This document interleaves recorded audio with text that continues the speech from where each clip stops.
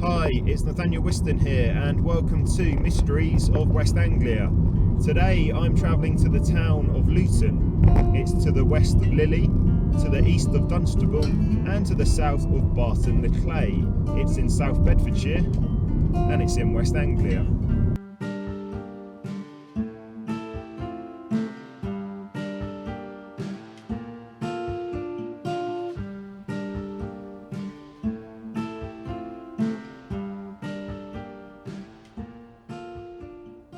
Today I'm travelling to Luton, or rather more specifically I'm going to the Chilterns, or even more specific than that, I'm going to the Warden and Galley Hills Nature Reserve to investigate the mystery of the flaming gibbet. In the 16th and 17th centuries there was a gibbet on top of the hill, and they used to take up suspected witches and criminals and other ne'er-do-wells. They'd take them up the hill and they would hang them from the gibbet, and today it's said that it's haunted up there. People have reported seeing mists and feeling chilly.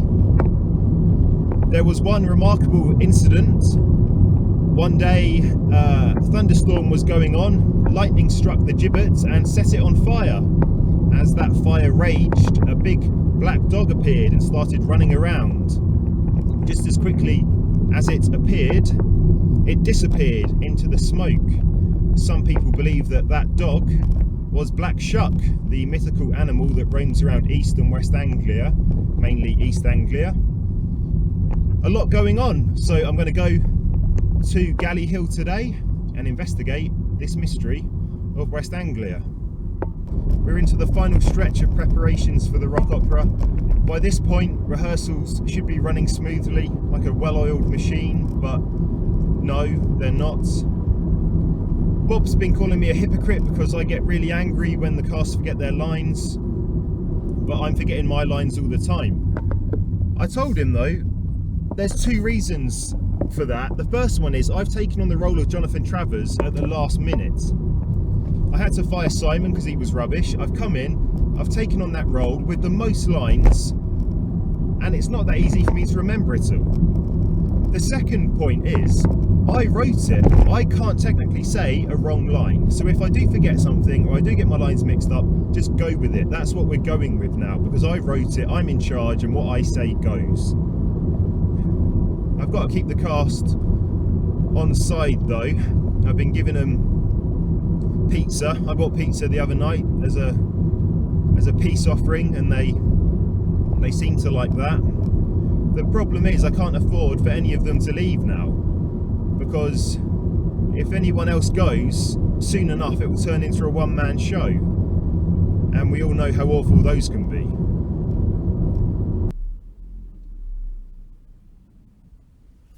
And we're here. We're in Luton.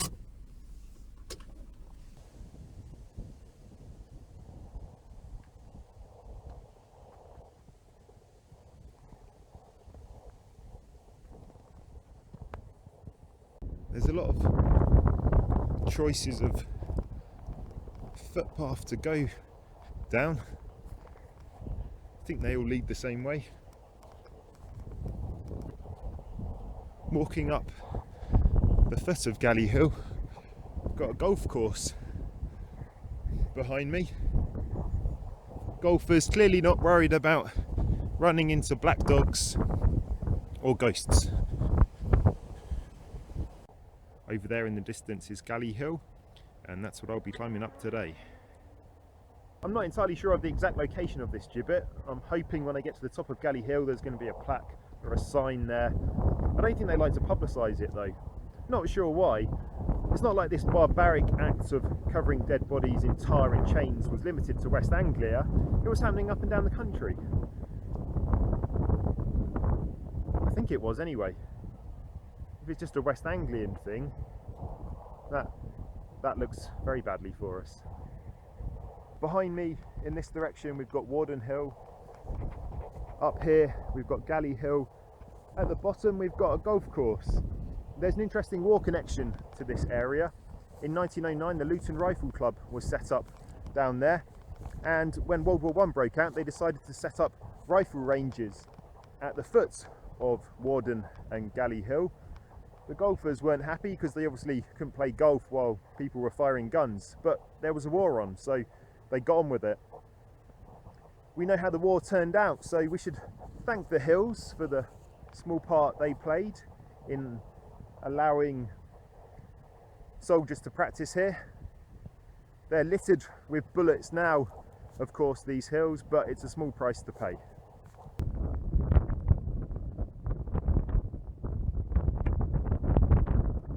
At the bottom of these hills we have Dre's ditches. I know it looks like a golf course, but those are Dre's ditches.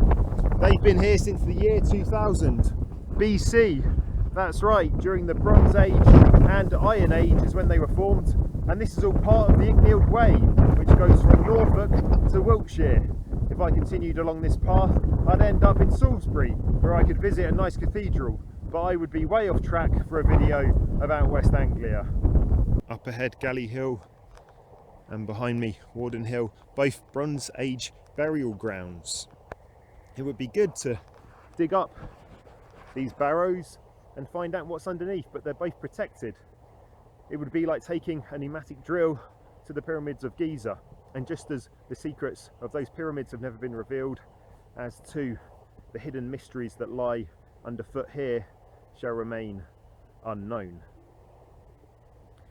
Probably be a lot of bronze, considering it was the Bronze Age.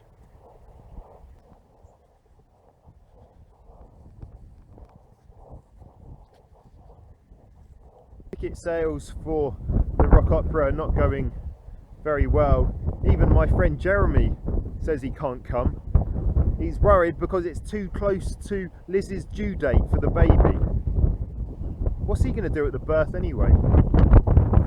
Over there is Warden Hill, which is slightly higher, and you can see they've got a trig point just there. With it being higher, I don't know why they put the gibbet here on Galley Hill instead of Warden Hill over there. Another mystery for mysteries of West Anglia.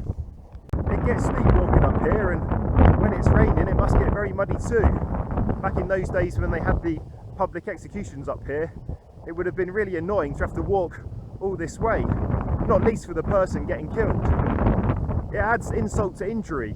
Not only are you going to get hung from a gibbet, but you have to hike all the way up here to do it.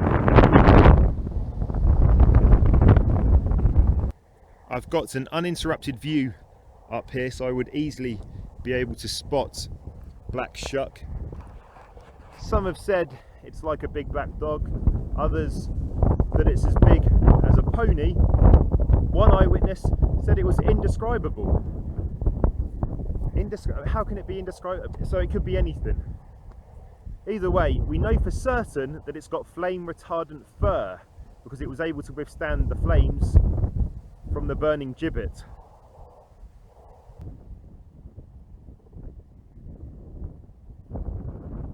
We're not too far from Dunstable Downs, the highest point in Bedfordshire and indeed the highest point in West Anglia.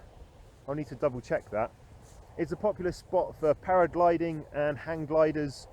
Here on Galley Hill we don't have that, it's just walking and public executions.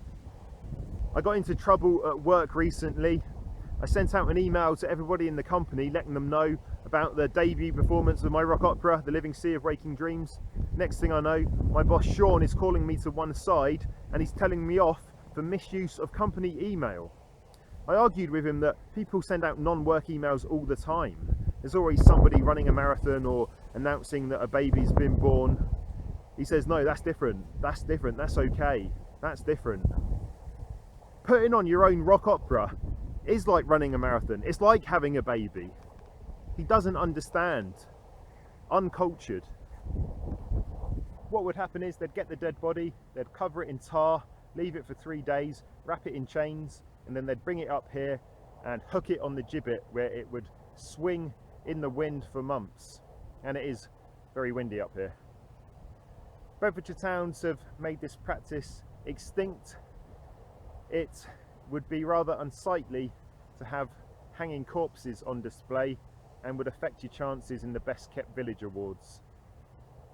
Walking around here today I've come across 2 or 3 dog walkers and my heart did skip a beat. When I saw the dog I thought it might be Black Shuck. but they were, one of them was a bulldog or something, or an Alsatian.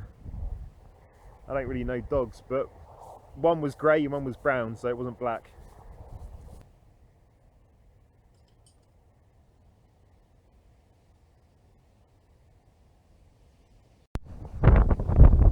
I think this is the spot.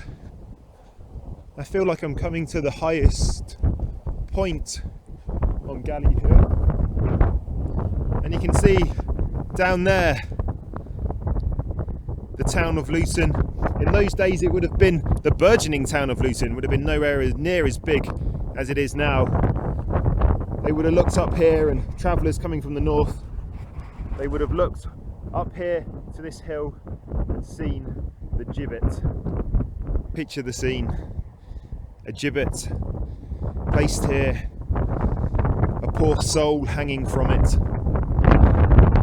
Townspeople hanging around having a good gorp. One day, lightning striking the gibbet, setting it on fire, the dog appearing. Can't find any remains of it today. I'm sure if I spent many hours around here I would find plenty. You might think that West Anglia is a very flat region. You'd be right, but you can travel east, and east is in that direction. You can travel east and you won't hit a higher point until you hit the Ural Mountains in Russia.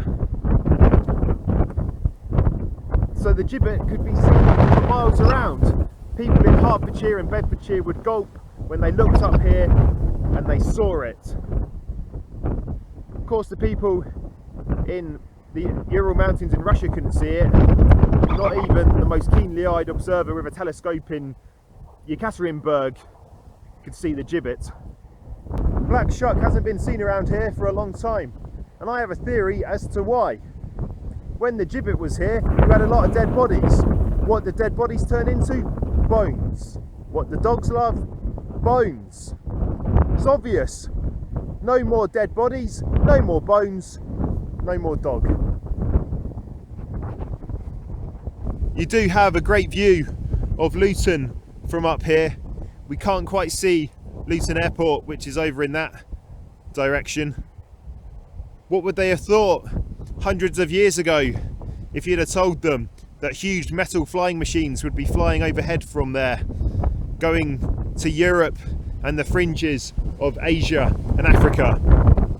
They would have accused you of being a witch, and they would have killed you and dragged you up here and left you hanging from a gibbet, which would have been just there. They say it's haunted up here and you can feel a chill. Well, today I can definitely feel a chill. Is that the wind or the ghosts?